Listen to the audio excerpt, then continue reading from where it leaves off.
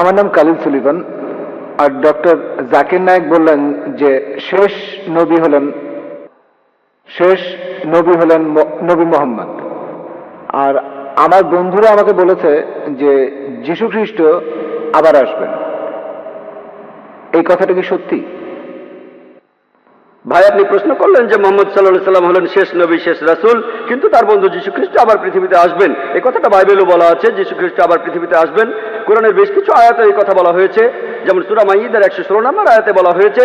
আর সব মিলিয়ে 70টি সহিহ হাদিস আছে যেখানে বলা আছে যীশু খ্রিস্ট আবার ফিরে আসবেন। কিন্তু যে কারণে যীশু খ্রিস্ট আবার পৃথিবীতে আসবেন সেটা হলো খ্রিস্টান ধর্মের যীশু খ্রিস্ট তিনি ঈশ্বরের একমাত্র প্রেরিত দূত, যাকে তার অনুসারীরা ভুল করে ঈশ্বর বলে মানে। আর কোন নবী নেই যাকে তার অনুসারীরা ঈশ্বর বলে ভুল করেছে। কিন্তু খ্রিস্টানরা তাদের বেশিরভাগই তারা ভুল করে মনে করে যে যীশু খ্রিস্ট নিজেকে ঈশ্বর দাবি করেছেন, আর এই কারণে আল্লাহ সুবহানাহু ওয়া তাআলা তাকে আবার জীবিত করবেন।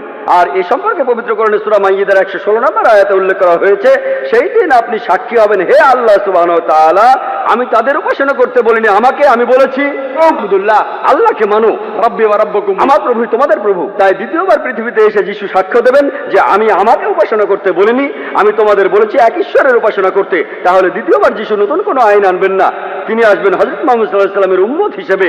তিনিও এ আইন মেনে চলবেন, কোরআনের আইন আর সহিহ হাদিস। তিনি আমাদের নতুন কিছু শেখাবেন না। তিনি পৃথিবীতে এসে সাক্ষ্য দেবেন খ্রিস্টানদের সামনে, আমি নিজেকে ঈশ্বর দাবি করিনি, এখন তোমরা কোরআন আর সহিহ হাদিস মেনে চলবে। আপনি বললেন যে শেষ নবী হলেন নবী মোহাম্মদ, আর তারপর যীশু আবার হ্যাঁ ঠিক, দ্বিতীয়বার তিনি নতুন নির্দেশ আনবেন না।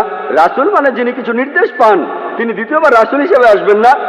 তিনি খ্রিস্টানদের সামনে সাক্ষ্য দিতে আসবেন, আমি নিজেকে ঈশ্বর দাবি করিনি। তিনি নতুন নির্দেশ পাবেন না। আগে তিনি নির্দেশ পেয়েছিলেন ইনজিলে, সেটা 2000 বছর আগের কথা, যেটা বিকৃত হয়ে গেছে। তারপর মুহাম্মদ সাল্লাল্লাহু আলাইহি সাল্লাম আসলেন। তাই যখন যীশু খ্রিস্ট এই পৃথিবীতে আবার ফিরে আসবেন, তিনি কোরআনের এই নির্দেশই মেনে চলবেন আর মুহাম্মদ সাল্লাল্লাহু আলাইহি সাল্লামের উম্মত হবেন।